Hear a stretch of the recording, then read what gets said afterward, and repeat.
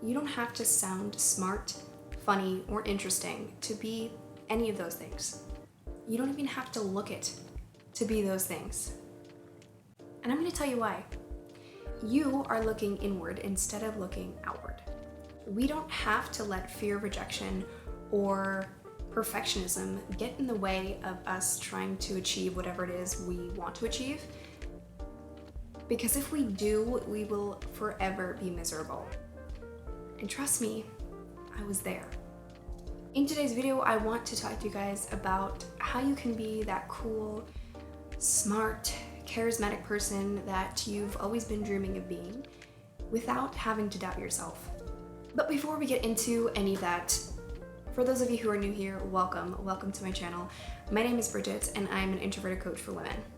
I also have a free Facebook group, which I'm going to be linking down below. And on the side note, I have a link to some of my more creative work, and that's going to be my Etsy shop. I talked about that in a few videos back, but I'll link that below as well. Don't forget to like this video if you found it helpful or useful. Comment below what you want to see more from me, and subscribe if you're not already subscribed. So let's get into the video. When my anxiety surrounding myself, I guess, was at its highest, was a few years back.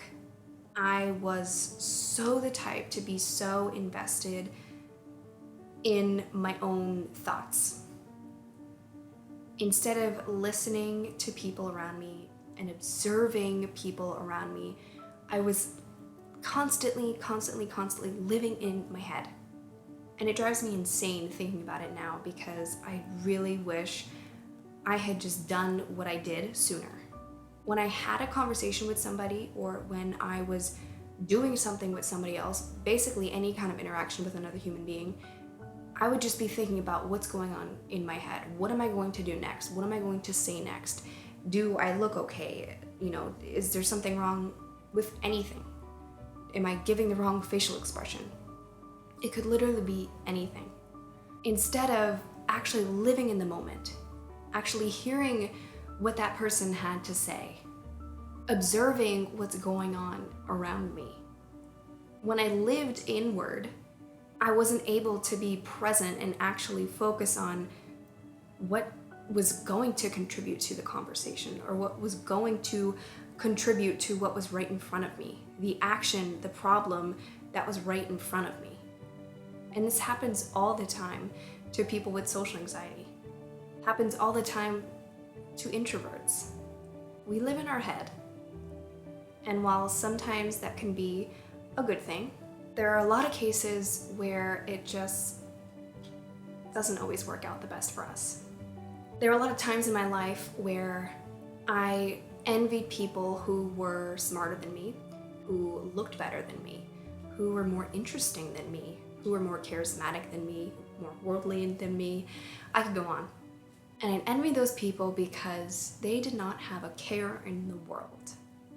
They didn't care what they looked like. They didn't care what they sounded like. They were just present. They were themselves, and they didn't care. I tend to surround myself with those types of people, I think, because I hope that one day I could be that person. I could be that person who wasn't always thinking about, if I said something wrong in the conversation later that night. The type of person who didn't stay up all night thinking about something I said months ago.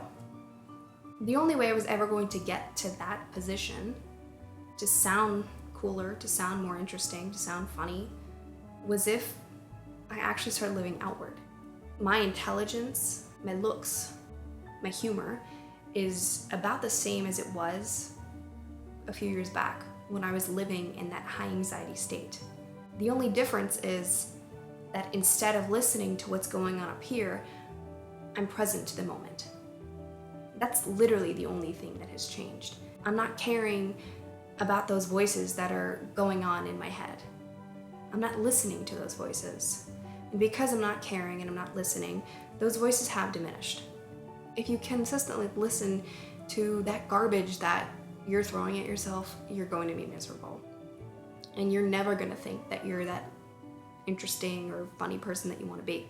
You kind of just have to let it go and put yourself in a position in which you can do that.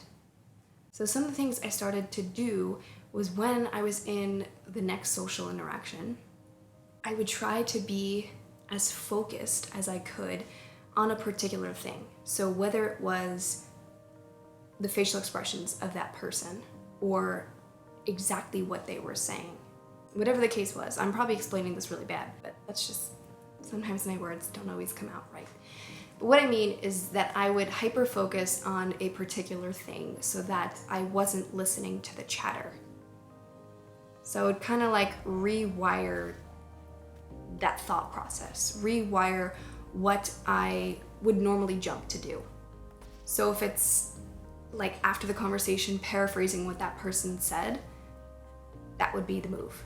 Or if it's really trying to understand the task at hand instead of thinking about what my body looks like or what, position I'm in, or if I'm looking awkward or something like that, I would just be super focused on that one thing.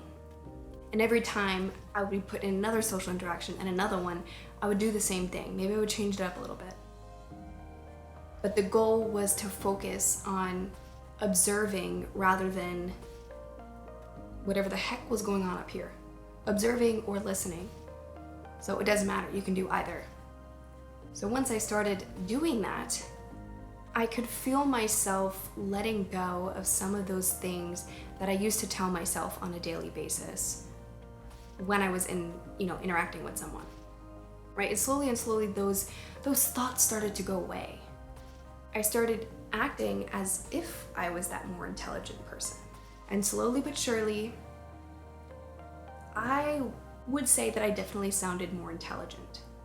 There's something about that feeling you get when you're actually present in a conversation and really felt like you contributed. And that only happens when you actually listen, when you actually focus on what the other person is saying.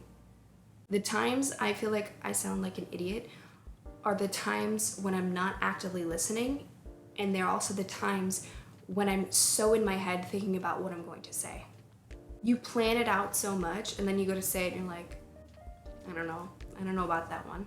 I mean, and that happens too sometimes. Sometimes you have a really funny joke you want to tell, a really funny story you want to tell, and sometimes it just doesn't flow well. It's not really hitting the right notes with the people in the room. It's not resonating with them.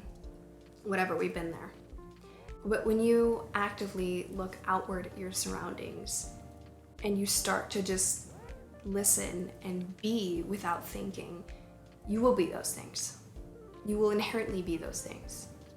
But you will attract the right people that vibe with the energy you're putting out. I hope that makes sense.